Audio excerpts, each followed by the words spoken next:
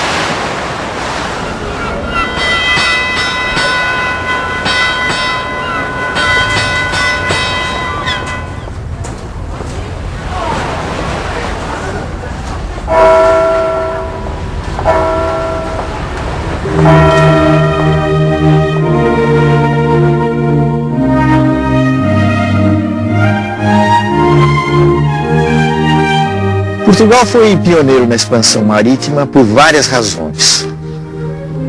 Uma, de ordem interna, foi o fato de que muito cedo Portugal se transformou numa monarquia centralizada. E a coroa portuguesa teve recursos suficientes para empreender uma grande aventura em busca de novas terras. Mas isso é apenas uma história, existem outras razões. Portugal aprendeu com os genoveses da Itália as técnicas de navegação, andando pelo mar Mediterrâneo.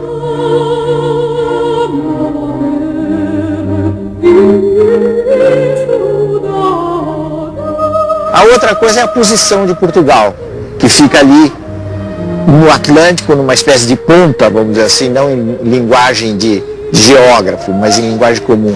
É uma ponta da Europa, e isso facilitava que os portugueses se lançassem pelo Atlântico afora em busca de novas terras.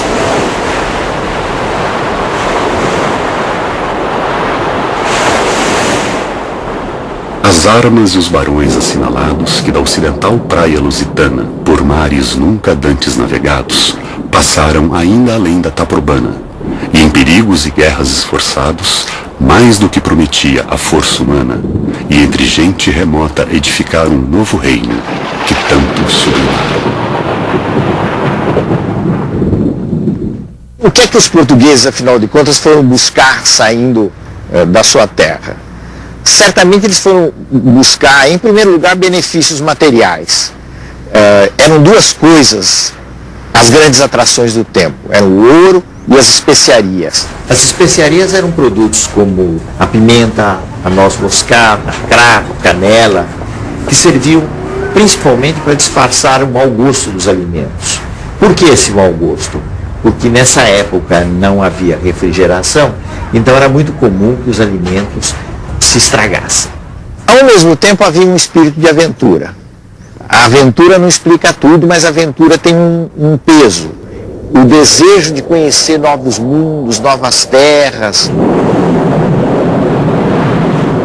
Havia toda uma fantasia do que era o novo mundo. Isso era uma coisa que povoava o imaginário dos europeus desde a Idade Média. As lendas dos animais, das sereias, que habitavam as novas terras.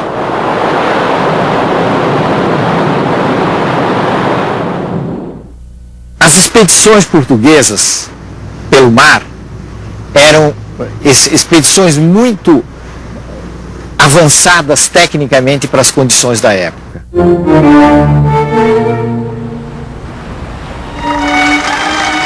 Os portugueses inventaram um navio leve extremamente eficiente, que era a caravela. Foi com a caravela, numa grande expedição, que o famoso Pedro Álvares Cabral acabou avistando a terra brasílica nas costas da Bahia.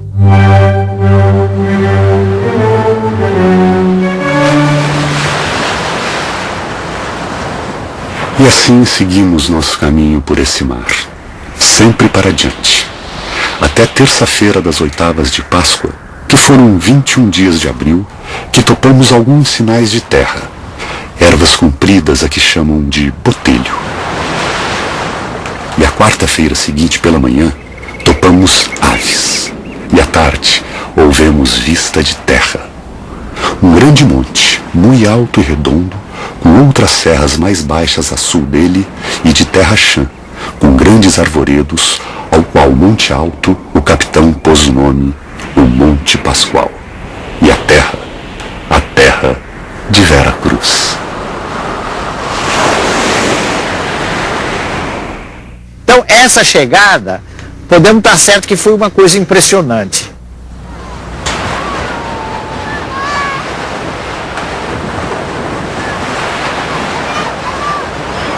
Era um mundo fantástico que se abriu aos olhos dos portugueses. E tem um reverso ainda mais complicado dessa história. É saber como é que os indígenas, que afinal de contas eram os habitantes, os donos da terra, viram aquelas figuras que vinham de longe, vestidas de uma maneira estranhíssima. Para que toda aquela roupa, né, num clima tropical? Naturalmente, o clero estava interessado imediatamente na catequese, em levantar a cruz. Outros devem ter ficado maravilhados com a figura das Índias.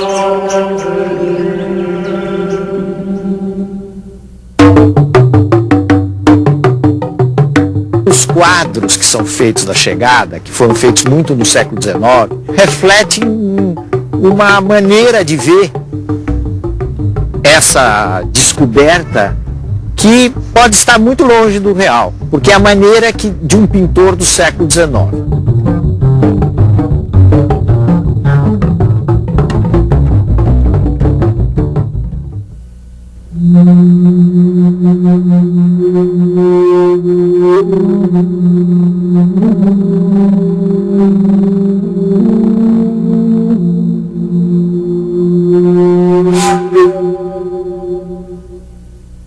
Hoje em dia, a gente evita falar na palavra descobrimento do Brasil. Há quem até, para encontrar uma saída, use uma palavra meio esquisita, o achamento do Brasil. Mas o Brasil não foi nem descoberto nem achado.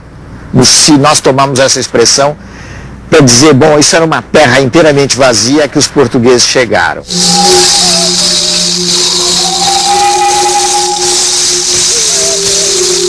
Na realidade, essa era uma terra ocupada, e era ocupada pelos índios. A história do relacionamento entre índios e portugueses é uma história trágica.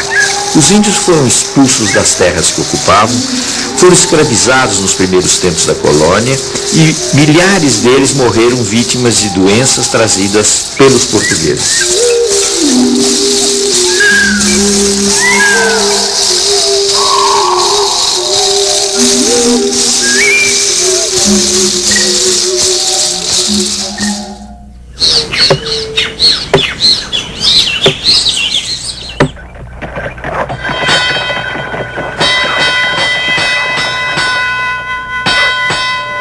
Esse Brasil dos primeiros tempos, dos anos 1500, 1600, pode ser definido, melhor do que qualquer outra coisa, por uma frase de um cronista importante do Brasil, que foi Frei Vicente de Salvador. Frei Vicente de Salvador dizia que os portugueses, a princípio, se arrastavam pela praia como caranguejos. O que quer dizer isso? Que eles conseguiam ficar apenas na praia, quer dizer, ficavam apenas no litoral. E muito concentrados no litoral do Nordeste. Eles estavam muito preocupados e muito interessados no comércio com a Índia. E eles pensaram no Brasil como uma espécie de ponto de parada na rota para as Índias. A primeira forma de governo do Brasil colônia foi o sistema de capitanias hereditárias. As capitanias em geral fracassaram, com exceção de São Vicente e Pernambuco. Diante do fracasso, então, Portugal estabeleceu um sistema centralizado de governo, que foi o governo geral.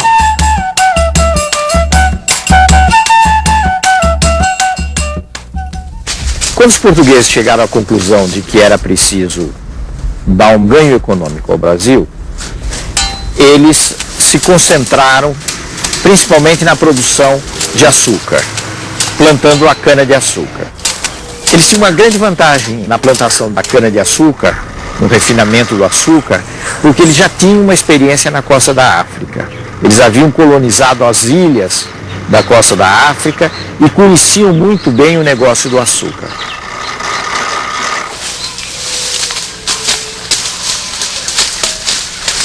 Só que para tocar uma grande fazenda de cana, eles necessitavam de braços.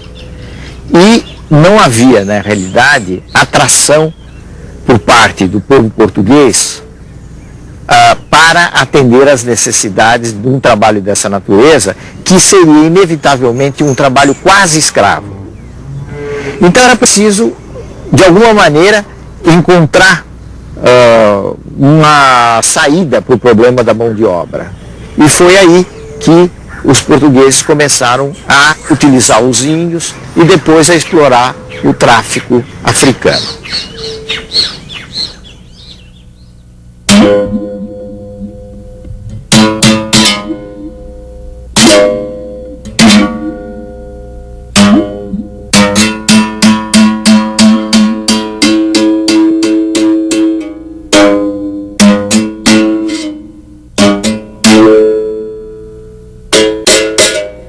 Os escravos vieram em condições muito penosas para o Brasil. Morria muita gente na travessia da costa da África para o Brasil.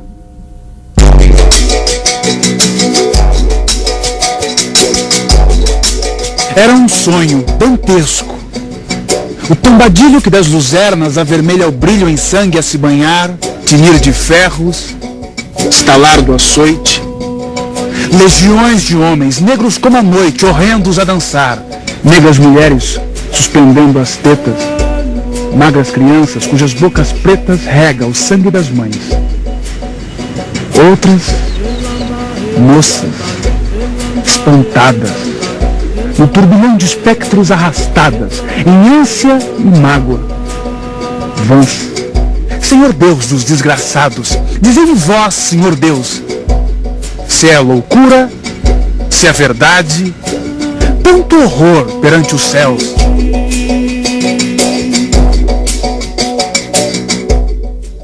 Chegando aqui, eles, em geral, ficavam muito perdidos do ponto de vista da sua organização, nos primeiros tempos, porque eles vinham de várias regiões da África, eles muitas vezes não se conheciam, e isso era incentivado pelos senhores que não queriam que os escravos tivessem algum grau de organização.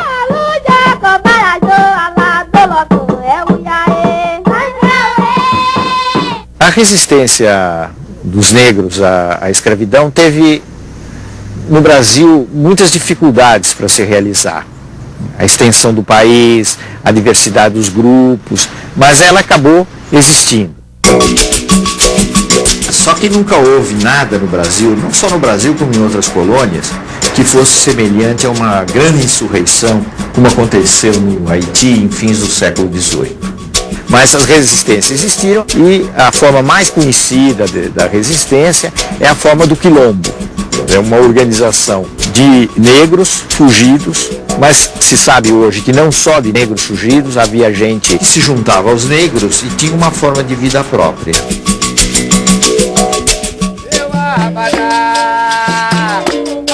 A gente deve lembrar uma coisa, que o escravo era importante não apenas como mão de obra para as fazendas, que o negócio comercial de traficar com escravos era extremamente importante. E em certos períodos da história brasileira, muitas riquezas foram geradas simplesmente no comércio de escravos e não na produção baseada no trabalho escravo.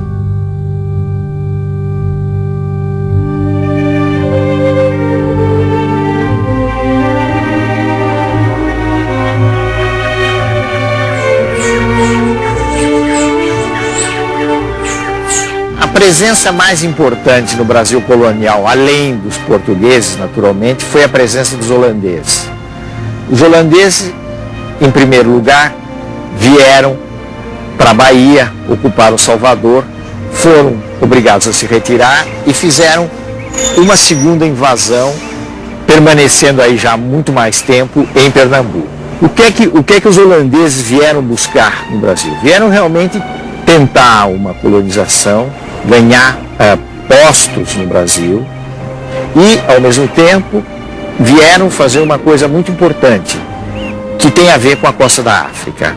Vieram controlar ou tentar controlar o comércio de escravos, tanto assim que ao mesmo tempo em que eles ocuparam o posto no Nordeste, ocuparam Pernambuco, eles avançaram sobre a costa ocidental da África. Os holandeses foram guerreados, naturalmente, por Portugal, mas também pelos colonos que aqui estavam, pelos índios, pelos negros e até quem diga com algum exagero que o sentimento de brasilidade começou na luta contra os holandeses no Brasil. Eles acabaram sendo militarmente derrotados, foram expulsos e se retiraram.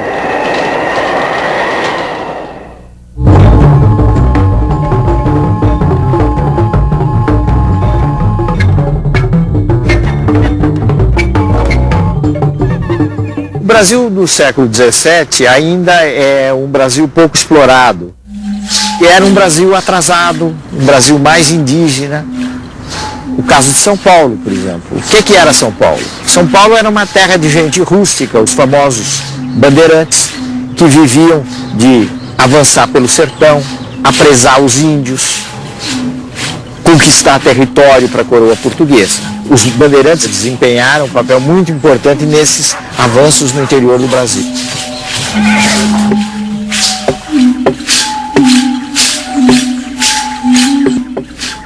Do ponto de vista da formação desse povo brasileiro, entrou uma grande miscigenação, quer dizer, falando menos difícil, um grande cruzamento de raças. Branco, índio, negro.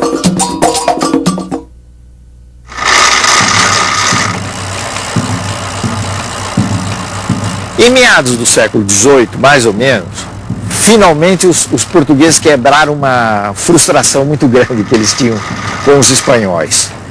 Porque os espanhóis, nas conquistas deles na América, desde o México até o vice-reinado do Peru, tinham encontrado quantidades enormes de ouro e prata.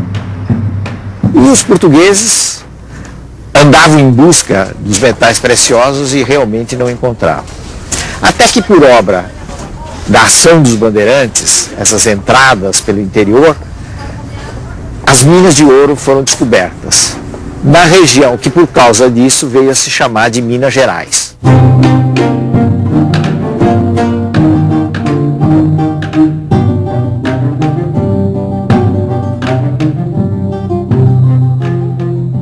Do ponto de vista da sociedade, nós temos a primeira experiência de grande imigração branca para o Brasil.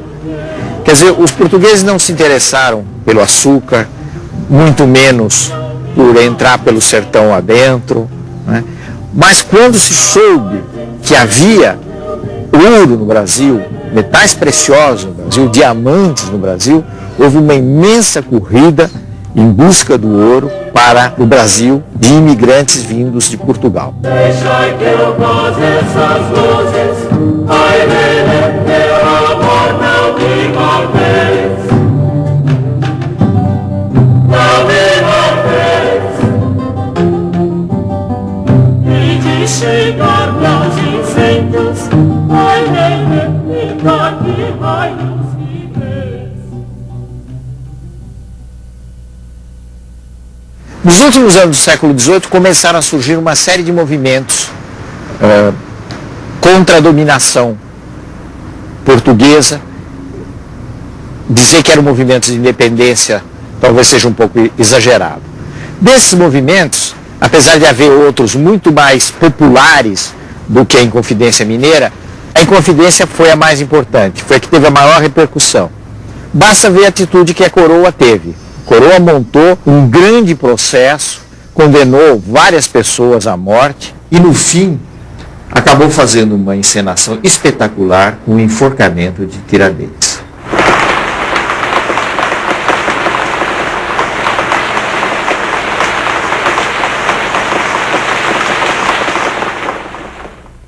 No final do século XVIII, nos últimos anos do século XVIII, o Brasil já tinha mudado bastante.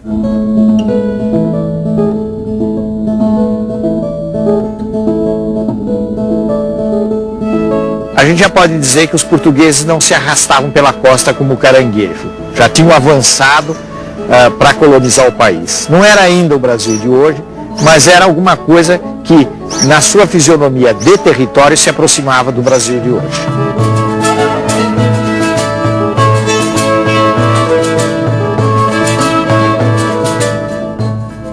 O sistema colonial, que sempre teve furos, no caso de um país pequeno como Portugal, aí ele começou a fazer água no começo do século XIX, né? Ele começou realmente a afundar. Esse sistema começou a ser quebrado na medida em que a Inglaterra foi cada vez mais se tornando uma potência dominante no mundo.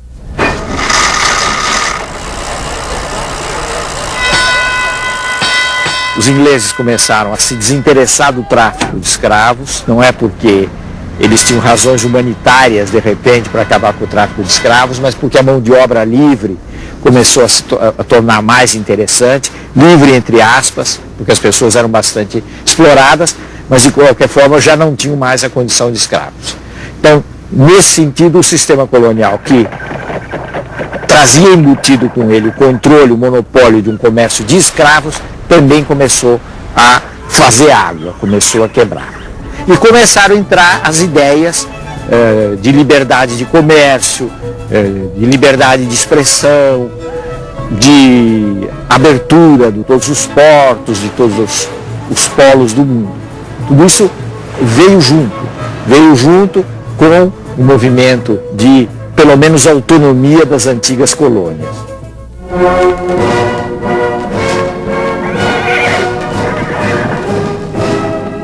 Portugal estava acossado pelos franceses, por Napoleão, sob a ameaça de invasão do território.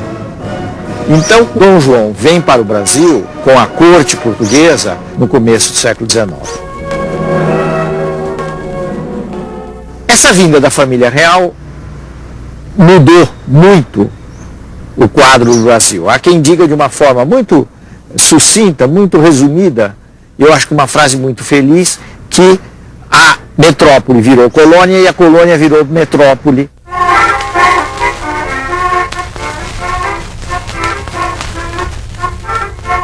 Houve uma transformação no plano da arquitetura, da habitação, no plano dos costumes, enfim, uma série de coisas, na vinda de pintores que vieram embelezar a corte. No plano das relações internacionais, um dos fatos mais importantes da vinda de Dom João VI é o reconhecimento, com todas as letras, da liberalização do comércio internacional.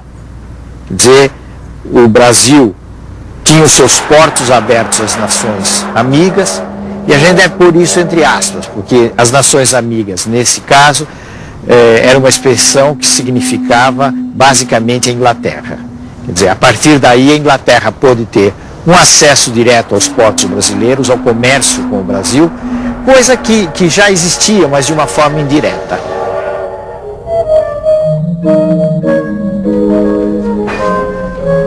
Dom João VI foi uma figura muito ridicularizada na história brasileira, até recentemente em novelas, etc.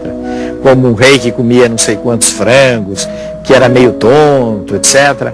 Ele tinha essas características, mas ele não era nem tão tonto assim, nem tão bobo assim, porque realmente ele conseguiu realizar essa passagem de Portugal para o Brasil e ter uma presença efetiva aqui no país, no que viria a ser um país independente.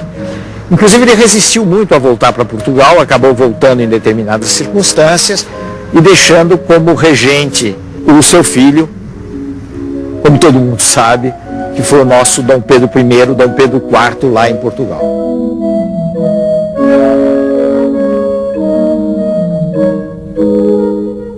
Esse fato da presença de Dom Pedro e também as pressões das elites do Rio de Janeiro, sobretudo, acabaram levando a uma situação de progressivo atrito com as cortes portuguesas, situação que acabou concluindo com o famoso ato que é muito discutido, muito comentado, foi objeto de quadros históricos, que foi a independência do Brasil, aqui em São Paulo, na colina do Ipiranga.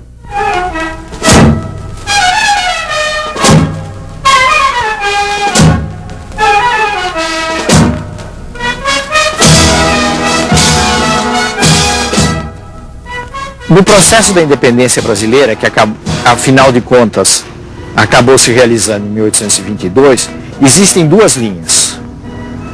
Uma linha mais revolucionária, mais de transformação. Existe uma outra linha, que é a linha bastante conservadora, que é a linha daqueles que querem fazer uma transição transada, quer dizer, uma transição sem muitos abalos. Essa linha é a linha das elites fluminenses. A transição foi feita por esses grupos e foi marcadamente uma transição conservadora, inclusive na forma de governo.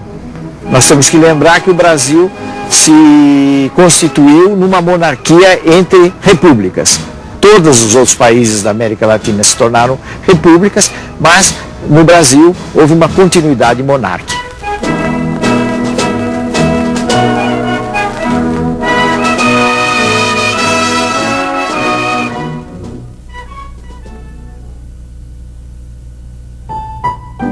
No próximo programa, o Império Brasileiro torna-se definitivo. O longo reinado de Dom Pedro II, o sucesso do café, o começo da indústria e, ainda assim, a demora em pôr fim à escravidão.